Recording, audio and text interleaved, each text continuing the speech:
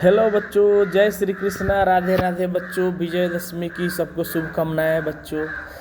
आज मैं एक वीडियो बना रहा हूं जो बच्चे 2023 में जेईई मेंस देने वाले हैं उनके लिए। बच्चों, बहुतों का सिलेबस जो है अब एंड होने पे होगा। कोटा में हमारा अक्टूबर तक सिलेबस एंड हो जाएगा, मैक्सिमम नवंबर तक। लेकिन मैं आपको अभी ये बात बताने वाला हूँ कि आप रिवीजन कैसे करोगे। सबसे पहले बच्चों की देखो, आपको आईआईटी मेन का सिलेबस आपको पता है। आप आईआईटी मेंस के प्रीवियस ईयर क्वेश्चन को देखो, ठीक है ना। आईआईटी मेंस के जो भी पीवाईक्यू हैं फिजिक्स, केमिस्ट्री, मैथमेटिक्स में, उसको करो आप। जैसे कि 2022 के पेपर थोड़े से मैथमेटिक्स के थोड़ा समझो कि थोड़ा सा लेवल टफ था, ठीक है, बाकी ईयर्स के जैसा नहीं था। तो आपको थोड़ा अपने बेसिक्स को ज़्यादा स्ट्रॉन्ग करना पड़ेगा और आप वो टॉपिक को पिक करो जो इजली है। जैसे मैं आपको बता रहा हूँ, ट्रिगोनोमेट्री हो गया, आईटीएफ हो गया, ट्रिगो के ही अंदर जो 12 में आता है, इनवर्स ट्रिगोनोमेट्रिक फंक्शन हो गया, मैथमेटिकल रीजनिंग हो गया, स्टैटिस्टिक्स हो गया, ठीक है। इन सब को पिक करो आप। सबसे पहले आपको फंडामेंटल ऑफ मैथमेटिक्स में जो भी आप पढ़े हो, फंडामेंटल ऑफ मैथमेटिक्स 1 और 2 में जो भी पढ़े हो, जियोमेट्री पढ़े हो, मॉडुलस पढ़े हो, इनइक्वालिटी पढ़े हो, लॉग पढ़े हो, इनकी इनइक्वालिटी पढ़े हो, जो भी पढ़े हो, ट्रिगोनोमेट्री में इनइक्वालिटी पढ़े हो, आप जो भी इन सबको पढ़ो आप, ठीक है ना। मेन मेरा कहने का अर्थ यह है कि आप वो टॉपिक को पिक करो और उसको रिवीजन करते जाओ। एक दिन में ये सब चैप्टर ख़त्म हो जाएंगे आपके। मैट्रिक्स डिटर्मिनेंट हो गया, सीक्वेंस सीरीज हो गया, इन सब को करो। क्वाड्रेटिक इक्वेशन हो गया, ये सब इजी टॉपिक है, ठीक है। कोनिक सेक्शन हो गया, स्ट्रेट लाइन हो गया, सर्कल हो गया, ये सब इजी टॉपिक है, इनको करो। और जितना हो सके पीवाईक्यू लगाओ, टेस्ट पेपर आप लगाओ। आपके जो भी टेस्ट हुए हैं वो टेस्ट पेपर लगाओ आप, और पीवाईक्यू लगाओ। जितना हो सके 1 बार 2 बार 3 बार पीवाईक्यू लगाओ आप, ठीक है। और कुछ टॉपिक में इस साल का पेपर को देखते हुए आपके इंस्टीट्यूट का सीट जो भी मटेरियल है उसको बनाओ। बस आपको सिर्फ प्रैक्टिस करना है। Practice makes a man perfect. आप प्रैक्टिस कीजिए, आप समझिए क्वेश्चन किस तरीके से बने हैं। आप थ्योरी को इतने गहराई से पढ़ो, इतने अच्छे से पढ़ो, एग्जाम इतने अच्छे से पढ़ो, और सॉल्व एग्जाम्पल्स को ऐसे लगाओ कि आपका माइंड समझे कि जब पीवाईक्यू लगा रहे हैं तो इस टॉपिक से क्वेश्चन का फ्रेमिंग कैसे हो रहा है, ठीक है ना। आपको पता है आईआईटी में जितने प्रकार के क्वेश्चन होते हैं उतने प्रकार से सोचना पड़ता है। तो अपने थिंकिंग को डेवलप करो। और थिंकिंग डेवलप कब होता है? जब आपके बेसिक स्ट्रांग हो। तो जितने स्ट्रांग हो सके अपने बेसिक को उतना ज़्यादा स्ट्रांग करो, ठीक है ना। फिजिक्स में भी वही है, आपका बेसिक 11th का मैकेनिक्स है, उसको स्ट्रॉन्ग करो। जो भी टॉपिक है, केमिस्ट्री में हो गया आपके केमिकल बॉन्डिंग हो गया, एटॉमिक स्ट्रक्चर हो गया, जीओसी हो गया, इन सब चीज़ों को आप स्ट्रॉन्ग कीजिए। आपके बेसिक्स जितने स्ट्रॉन्ग होंगे, और कैलकुलेशन और टाइम रख करके क्वेश्चन सॉल्व करो। अब आपको सिर्फ देखो, आईआईटी का एग्ज़ाम मेन आपका टेम्परामेंट और विल पावर का एग्ज़ाम है कि आप 3 घंटे में अपने आप को कैसे बैलेंस करके रखते हो। तो देखो, अचानक अगर कोई प्रैक्टिस नहीं करे, अच्छा प्रैक्टिस नहीं खेले, तो डायरेक्ट उसको मैच खिला दिया जाए तो डायरेक्ट सेंचुरी तो मारेगा नहीं ना। प्रैक्टिस ज़रूरी है। उसके बाद अगर प्रैक्टिस में वो बेस्ट है तब जा कर के वहाँ पे परफॉर्म बेस्ट कर सकता है। लेकिन एक क्रिकेट का बात है, अगर बेस्ट में बेस्ट है तब वहाँ पे जा कर के आशा किया जाएगा कि ये मैच अच्छा खेलने का। तो आप प्रैक्टिस करो, टाइमर लगा दो 3 घंटे का, और आप डिसाइड करो कि हमको केमिस्ट्री सबसे पहले बनानी है तो उस पर 40 मिनट्स हमको देना है, फिजिक्स पे हमको 1 घंटा देना है, बाकी का 1 घंटा किस पे देना है? मैथ पे देना है, ठीक है। या 1 घंटा 20 मिनट मैथ पे देना है। और सबसे पहले बच्चे आप एग्ज़ाम में अभी से प्रैक्टिस करो। सबसे पहले क्वेश्चन पेपर में हमें जो आपके इंस्टीट्यूट में पेपर हो रहे हैं, बन रहे हैं, तो सबसे पहले एग्ज़ाम का मेथड होता है, सबसे पहले इजी क्वेश्चन पिक किया जाता है। सबसे पहले पेपर को एक बार रीडिंग मारो और पिक कर लो कि कौन कौन सा क्वेश्चन इजी है। सबसे पहले इजी क्वेश्चन को बनाया जाता है। पहला राउंड ए हुआ, ये फिजिक्स, केमिस्ट्री, मैथ के इजी क्वेश्चन बना लिए। सेकेंड राउंड में मॉडरेट क्वेश्चन बनाए, ठीक है ना। इसके लिए टाइम आप डिवाइड कर लोगे कि नहीं। देखो, आप पेपर का एनालिसिस देखोगे तो आप देखोगे कि 60% पेपर इजी आते हैं, इसके बाद 20 to 30% मॉडरेट आते हैं, और 15 से 20% ही टफ आते हैं।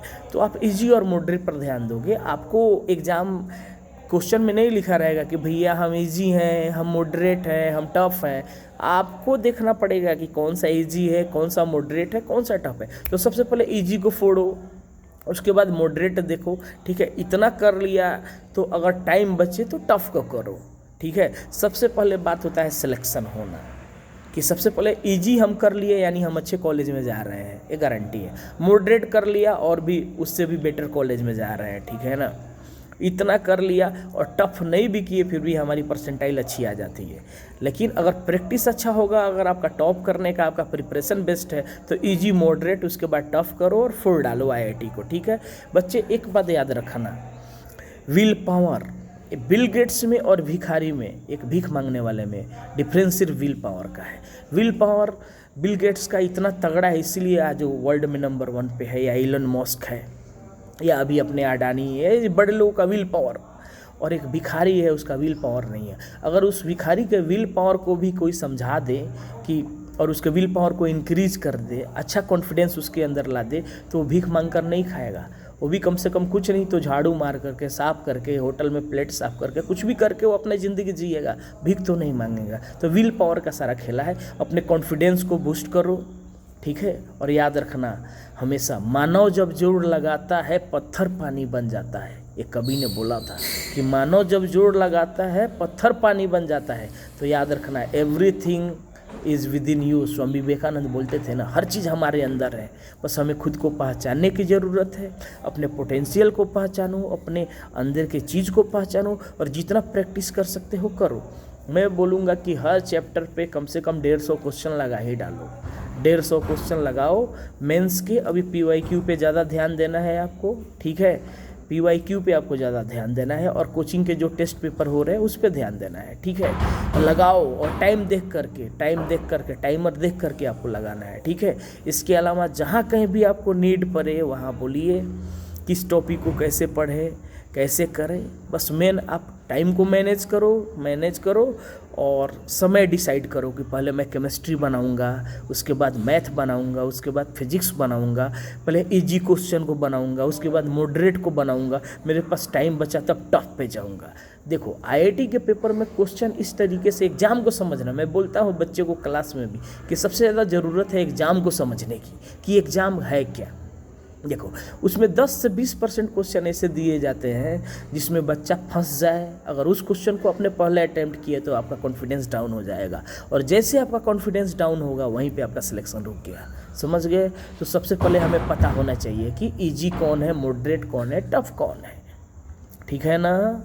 एग्ज़ाम में टेम्परामेंट बना रहना चाहिए, विल पावर मजबूत होना चाहिए, कॉन्फिडेंस मजबूत होना चाहिए, हमारा माइंड पे हमारा पूरा बैलेंस होना चाहिए, ताकि हम क्वेश्चन को बेस्ट से बेस्ट तरीके से हम पेपर को सॉल्व कर सके, क्वेश्चन को सॉल्व कर सके, maximum number of question attempt कर सके, ठीक है बच्चे। तो temperament, timing management, will power, ये सबको स्ट्रॉन्ग बना करके, टाइम देख करके अभी से प्रैक्टिस करो। जो फर्स्ट रैंक लाना चाहता है, 300 में 300 लेना चाहता है, डिसाइड करो, अभी से प्रैक्टिस करो। याद रखना, जो इंसान प्रैक्टिस में जितना ज़्यादा पसीना और खून बहा लेता है, जो वीर, वो युद्ध में कभी खून नहीं बहाता। आपको क्या लगता है महाराणा प्रताप ने बहलोल खान को एक ही तलवार में अफगानी घोड़े सहित बीचों बीच फाड़ दिया था? वो क्या था? वो बेस्ट प्रैक्टिस का नतीजा था।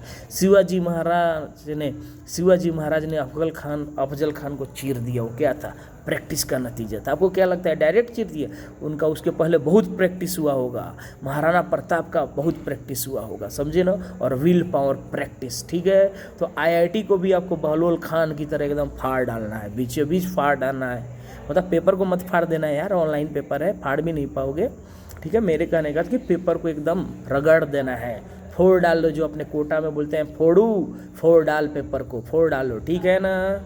जहाँ दिक्कत हो वहाँ बोलना। फिर से जो प्रैक्टिस में जितना खून पसीना बहा लेगा, जब उसका युद्ध आएगा, ओरिजिनल युद्ध लड़ने जाएगा, तो उसके पसीने कम बहेंगे, उसके खून कम बहेंगे। याद रखना, practice makes a man perfect. चलो बच्चों, एक बार फिर से आप सबको God bless you, all the best. जहाँ ज़रूरत हो वहाँ पे याद करो, क्वेश्चन हो कमेंट में करो, आपके लिए वैसा वीडियो बना कर देंगे, ठीक है।